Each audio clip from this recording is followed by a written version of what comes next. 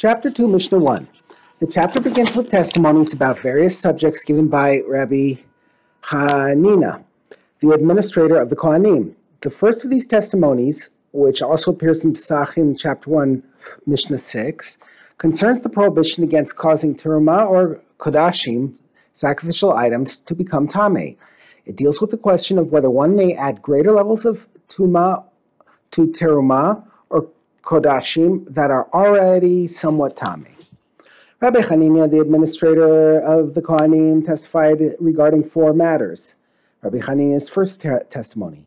In all the days of the Kohanim, they did not refrain from burning sacrificial meat that had become tameh by touching a sheni of tumah, thereby becoming a shlishi, together with other sacrificial meat that had become tameh by touching an ava tumah, thereby becoming a rishon. Even though by burning the two pieces of meat together, they were adding a greater level of tumah to the tumah of the first piece.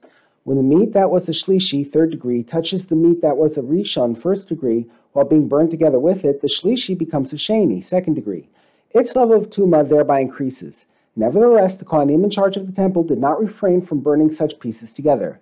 We see from that, although it is forbidden to cause tumah to kodshim, sacrificial meat, once something is tameh, it is permissible to impart a higher level of tumah to it, since it is no longer going to be eaten in any case, but is being burnt on account of its tumah.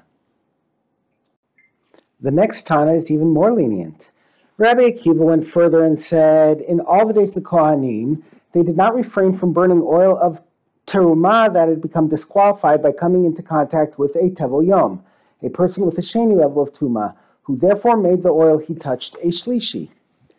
In a metal lamp that had became tameh by touching someone who had become tameh from a corpse, making the lamp an av hatumah.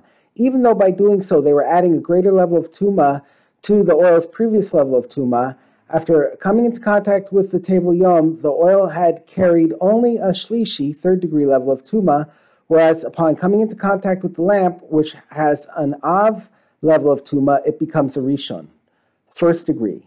We see from this that although it is forbidden to cause tumah to terumah, it is permissible to make a rishon, first degree, out of terumah that previously had been only a shlishi, third degree, since the terumah is in any case being burnt on account of its tumah.